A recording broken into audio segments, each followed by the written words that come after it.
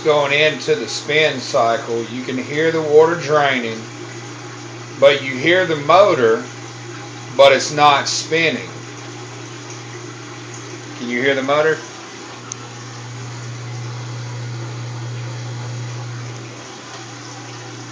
But all I got to do is lift the lid, close it, and it'll start spinning. I mean, it runs through the whole cycle like it should. As now you can see it's spinning. It's just, I got to do that twice during a wash. I'll get up close.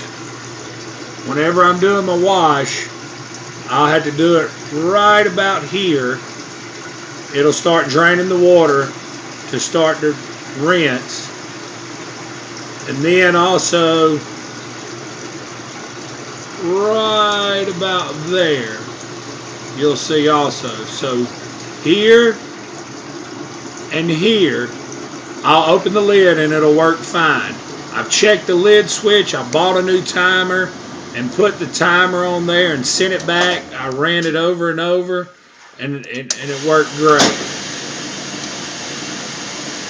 And now it's going to go through the process again right before spin, and I'll have to do the same thing.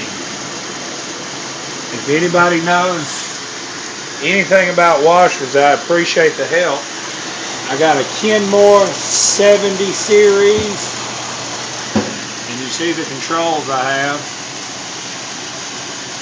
That's my problem. I checked the lid switch, I hardwired it just straight up without the lid switch, but every time right there and right about there, and then I'll have to do it again right before it goes into the final spin just to get it to turn. I mean, it runs smooth after you open the lid and shut it.